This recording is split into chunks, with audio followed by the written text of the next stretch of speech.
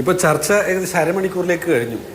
ആ അരമണിക്കൂർ പകുതി സമയം കഴിയുന്നതിനിടയിൽ അതിൻ്റെ വലിയൊരു സമയവും ചെലവഴിച്ചിട്ടുള്ളത് അഭിലാഷ് എവിടുന്ന് ചായ കുടിച്ചു, അഭിലാഷ് എവിടുന്ന് ബിരിയാണി കഴിക്കാൻ പോയി, അഭിലാഷ് എവിടെയൊക്കെ യാത്ര ചെയ്തു എന്നുള്ളതാണ്. ഞാനിവിടെ ചർച്ചയ്ക്ക് വന്നത് ആ ഒരു കാര്യത്തിന് വേണ്ടിയല്ല. ഇന്ത്യയുടെ ദേശീയ രാഷ്ട്രപിതാവ് മഹാനായ ഗാന്ധിജിയെ രാജ്യത്തിൻ്റെ പ്രധാനമന്ത്രി തന്നെ അപമാനിച്ചിരിക്കുന്നു എന്ന വേദനാകരമായിട്ടുള്ള ഒരു വിഷയത്തെക്കുറിച്ചുള്ള ചർച്ചയിൽ പങ്കെടുക്കാനാണ്.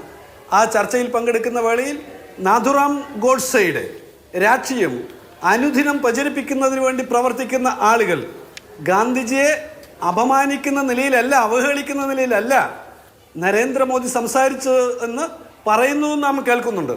എന്തുകൊണ്ടാണ് അവരെങ്ങനെ പറയുന്നത്? ഇതാ ഹിന്ദുസ്ഥാൻ ടൈംസ് ഉൾപ്പെടെയുള്ള പത്രങ്ങൾ എന്താണ് മോദി ഗാന്ധിജിയെക്കുറിച്ച് പറഞ്ഞത് എന്ന് പറഞ്ഞിട്ടുണ്ട്. അവരിത് വായിക്കാത്തതുകൊണ്ടല്ല, ഗാന്ധിജിയെക്കുറിച്ച് മോദി പറഞ്ഞതിനെക്കുറിച്ച് അറിയാഞ്ഞിട്ടുമല്ല. ഗാന്ധിജിയെ ഗോഡ്സെ ചെറുങ്ങനെ ഒന്ന് വെടിവെച്ചിട്ടല്ലേ ഉള്ളൂ എന്ന് പറഞ്ഞ ആളുകൾക്ക് ഗാന്ധിജിയെ എത്രമേൽ അവഹേളിച്ചാലും ഒരു പ്രശ്നവും തോന്നാനിടയില്ല.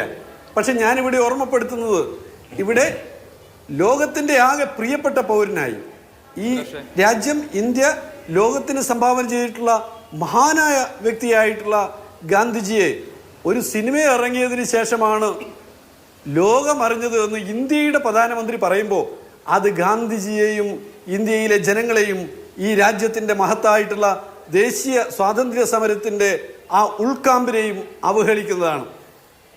1924 റോമൻ റോളണ്ട് ഗാന്ധിജിയെക്കുറിച്ച് പുസ്തകം എഴുതിയത്. എത്ര പതിറ്റാണ്ടുകൾക്ക് മുമ്പാണെന്ന് ഓർമ്മിക്കുക. ആ പുസ്തകത്തിൽ ഗാന്ധിജിയെക്കുറിച്ച് അദ്ദേഹം വിവരിക്കുന്നുണ്ട്. രവീന്ദ്രനാഥ ടാഗോർ ദേശീയഗാന എഴുതിയിട്ടുള്ള മഹാനായ വ്യക്തി മഹാത്മജി എന്ന് പറഞ്ഞുകൊണ്ടാണ് തൻ്റെ പുസ്തകം എഴുതിയിട്ടുള്ളത്. മഹാത്മജി എന്ന് പറഞ്ഞുകൊണ്ടാണ്. മറന്നുപോകരുത്, ഒരു പുസ്തകമല്ല ഗാന്ധിജിയെക്കുറിച്ച് രവീന്ദ്രനാഥ ടാഗോർ എഴുതിയത്, ഒന്നിലേറെ പുസ്തകങ്ങൾ, ഒരുപാട് ലേഖനങ്ങൾ. അവിടെയും നിൽക്കുന്നില്ല. ദേശായി പുസ്തകം എഴുതിയിട്ടുള്ളത് ഗാന്ധിജിയെക്കുറിച്ച് എഴുതിയത് മഹാദേവ് ദേശായി 28 അപ്പോൾ 30കളിലും 20കളിലും 30കളിലും തന്നെ വിശ്വപ്രശസ്തരായിട്ടുള്ള പലരും ഗാന്ധിജിയെക്കുറിച്ച് പുസ്തകം എഴുതിയിട്ടുണ്ടായിരുന്നു. ഇവിടെ പരാമർശിക്കപ്പെട്ട ചില പേരുകളുണ്ട്. Albert Einstein. ശാസ്ത്ര ലോകത്ത് എക്കാലത്തും ആദരിക്കപ്പെടുന്ന ഈ ലോകത്ത് ഫിസിക്സ് എന്ന സബ്ജക്റ്റിനെ കുറിച്ച് ചർച്ച ചെയ്യുന്ന ഏതൊരാളുടെയും മനസ്സിൽ കത്തി നിൽക്കുന്ന പേരാണ് ഐൻസ്റ്റീൻ്റെ പേര്. ആ ഐൻസ്റ്റീൻ പറഞ്ഞത്, രക്തമുള്ള മജ്ജയും മാംസവുമുള്ള ഇത്തരത്തിലൊരു മനുഷ്യൻ ജീവിച്ചിരുന്നുവെന്ന് 1000 വർഷത്തിന് ശേഷം ഈ ലോകത്തിന് വിശ്വസിക്കുക തന്നെ പ്രയാസമായിരിക്കും എന്നാണ് ഐൻസ്റ്റീൻ ഗാന്ധിജിയെക്കുറിച്ച് പറഞ്ഞ വാക്കുകൾ. ഇന്ത്യയിലേക്കുള്ള എൻ്റെ യാത്ര അത് ഗാന്ധിജിയുടെ നാട്ടിലേക്കുള്ള തീർത്ഥയാത്രയായി ഞാൻ കാണുകയാണ് എന്ന് മാർട്ടിൻ ലൂതർ കിങ് പറയുകയുണ്ടായി. 40ലേറെ രാജ്യങ്ങൾ ഗാന്ധിജിയുടെ സ്റ്റാമ്പ് പ്രസിദ്ധീകരിക്കുന്നത് അദ്ദേഹത്തിൻ്റെ ബർത്ത് സെന്റിനറിയുടെ വേളയിലാണ്.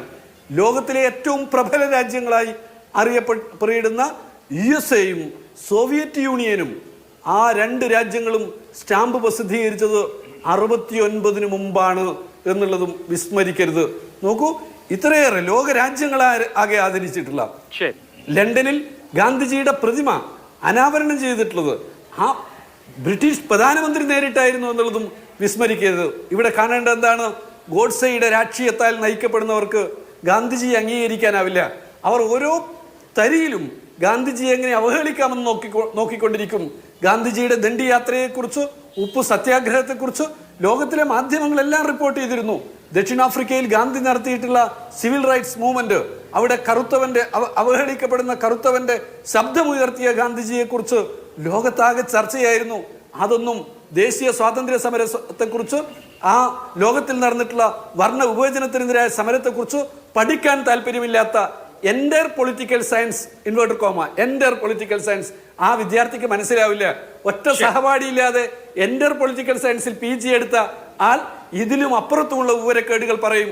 അങ്ങനെയുള്ള വാക്കുകൾ ന്യായീകരിക്കുന്നതിന് വേണ്ടി ഗോഡ്സെയുടെ അനുയായികൾ, ആ ഗോഡ്സെയുടെ പാത പിന്തുടരുന്നവർ നമ്മളുടെ നാട്ടിൽ സഞ്ചരിച്ചു കൊണ്ടിരിക്കും. ഗാന്ധിയെ കൊന്നതിന് ശേഷം ലഡു വിതരണം നടത്തി വരുന്ന ONV കുറുപ്പ് പറഞ്ഞിട്ടുള്ള ആ സംഘത്തിൽ നിന്ന് ഇതിനപ്പുറത്തൊന്നും നാം പ്രതീക്ഷിക്കേണ്ടുന്ന കാര്യമില്ല. ശരി, ഓക്കെ.